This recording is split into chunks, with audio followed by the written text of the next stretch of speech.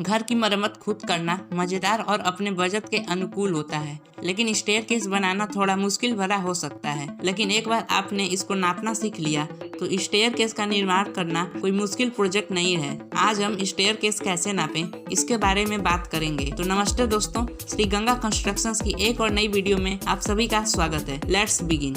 Staircase को सही तरीके से नापना बेहद जरूरी है, क्योंकि इसमें एक छोटी सी भी गलती आपको बहुत ज्यादा बड़ा नुकसान पहुंचा सकती है। लेकिन थोड़े से औजार और कुछ मार्गदर्शन के साथ आप बिना किसी उलझन से स्टेयरकेस का नाप लेना सीख सकते हैं। स्टेयरकेस नापने का पहला स्टेप यह है कि ऊंचाई और स्टेप्स के संख्या की गणना करना। मापक फीता या मेजरिंग टेप का इस्तेमाल करके उस जगह की ऊंचाई नापिए जहाँ आपको नीचे से ऊपर तक स्टेयरकेस बनानी है। इसे ऊंचाई या राइज कहते हैं और इससे यह पता चलेगा कि आपकी स्टेयरकेस कितनी ऊंची होने वाली है। यहाँ पर एक ध्यान देने वाली बात यह है कि जब भी स्टेयरकेस बनाने के लिए प्लान बनाएं, यह सुनिश्चित करें कि हर नाप को दर्ज करें ताकि गलतियां होने की संभावना एकदम कम हो। इसका दूसरा स्टेप यह होगा कि कुल ऊंचाई निकालने के लिए नापी गई ऊंचाई में से हेडरूम की ऊंचाई को 6 से 7 फीट घटाएं। सबसे ऊपर के स्टेप और छत के बीच की ऊंचाई को हेडरूम कहते हैं। हेडरूम के नाप को 6-7 फीट कम से कम जोड़ें ताकि सीढ़ियों पर चढ़ते वक्त चोट न लगे। उदाहरण के लिए अगर नापी गई ऊंचाई 114 इंच है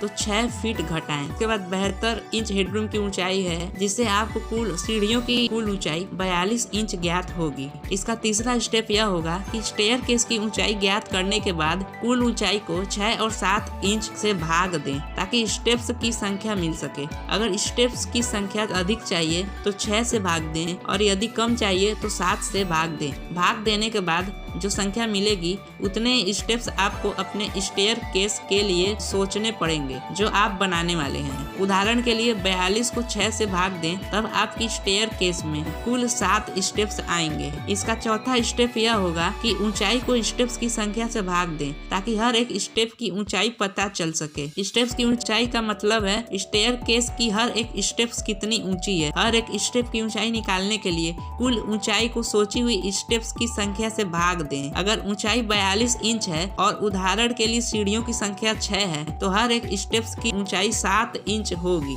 इसका पांचवा स्टेप यह होगा कि हर एक स्टेप्स की रन 9 से 10 इंच रखने की योजना बनाएं। हर एक कदम कितनी दूरी पर रखते हैं उसे रन या चाल या फिर ट्रेड कहते हैं। आमतौर पर एक स्टेप्स की रन कम से कम 9 से 10 इंच रखें ताकि लोगों को कदम रखने के लिए पर्याप्त जगह हो। अगर आप चाहो तो ट्रेड का नाप अधिक रख सकते हो। कुल रन निकालने के लिए हर एक रन को कुल स्टेप्स की संख्या से गुणा कर दें। कुल रन का मतलब है कि आपकी स्टेयरकेस कुल कितनी लंबी है। कुल रन निकालने के लिए हर एक स्टेप्स के रन को स्टेयरकेस में बनने वाली स्टेप्स की संख्या से गुणा कर दें। अगर आपके स्टेयरकेस में 6 स्टेप्स हैं और उदाहरण के लिए रन 10 इंच है, कुल रन 60 इंच होगा। इसका छठवां स्टेप यह होगा कि हर एक स्टेप्स की चौड़ाई यानी विड्थ को 36 इंच रखने की योजना बनाएं।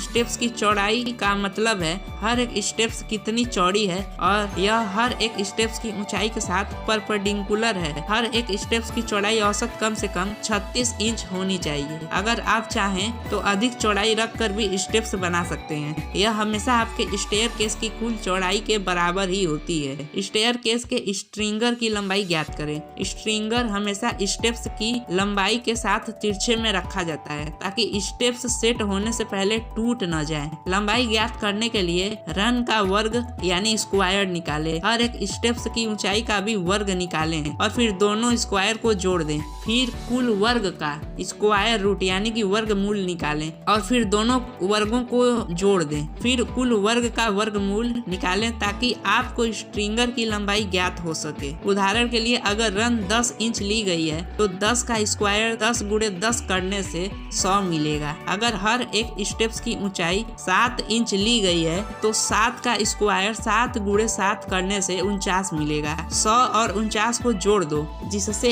149 मिलेगा। अब 149 का वर्गमूल यानी स्क्वायर रूट निकालें जो कि 12.206 है। मतलब हर एक स्ट्रिंगर की लंबाई 12.2 इंच की होनी चाहिए। स्टेयर केस नापने में वो चीजें जो आपको जरूरी होगी: मापक फीता, मेजरिंग टेप, पेंसिल लिखने के लिए और ग्राफिंग पेपर जो आप सीढ़ियों की लंबाई नापेंगे और सीढ़ियों के डिजाइन बनाने के लिए। अगर आपको ये वीडियो थोड़ी सी भी पसंद आई होगी तो इस वीडियो को लाइक एंड चैनल को सब्सक्राइब करके बेल आइकन जरूर क्लिक कर दे, ऐसे ही और भी अमेजिंग जानकारी के लिए। तो आज की वीडियो में इतना ही। तो मिलता हूँ मैं अगली वीडियो में एक नई जानकारी के साथ। नमस्कार।